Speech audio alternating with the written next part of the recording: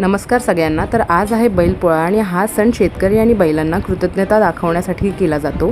प्राचीन काळातील एक कथा आहे। भगवान शिव आणि माता पार्वती यांचे नंदी हे बैल त्यांचे वाहन आणि प्रिय सेवक होते। नंदी हा शिवभक्त आणि पार्वतीचा देखील लाडका होता। एकदा काही कारणाने माता पार्वतीने रागाच्या भरात नंदीला शाप दिला की तुला पृथ्वीवर जाऊन शेतकऱ्यांसोबत कष्ट करावे लागेल आणि तुझ्या माथ्यावर ओझे व्हावे लागेल। नंदीला शाप ऐकून धक्का बसला आणि तात्काळ त्यांनी माता पार्वतींची माफी मागितली। माता पार्वतींचं हृदयपरिवर्तन झालं आणि तिने नंदीला सांत्वन दिले। तिने सांगितले, तुला शापातून मुक्तता मिळेल, पण शेतकऱ्यांचा साथीदार म्हणून कष्ट करशील।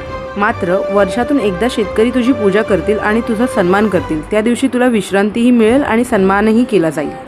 यात बैलांची खांदेमळणी केली जाते। गरम पाण्याने नाहू माखू घातलं जातं। खिचडा खायला घातला जातो। गोड जे केलेलं असतं पुरणपोळी त्याचा नैवेद्य दाखवला जातो। बैलांना छान रंग लावला जातो। तुरे लावले जातात शिंगांना आणि झुलही पांघरली जाते। बैलांची छान मिरवणूक काढली जाते आणि त्या दिवशी त्यांना आराम दिला जातो। आणि अशा प्रकारे हा सण महाराष्ट्रात मोठ्या थाटामाटाने साजरी केला जातो।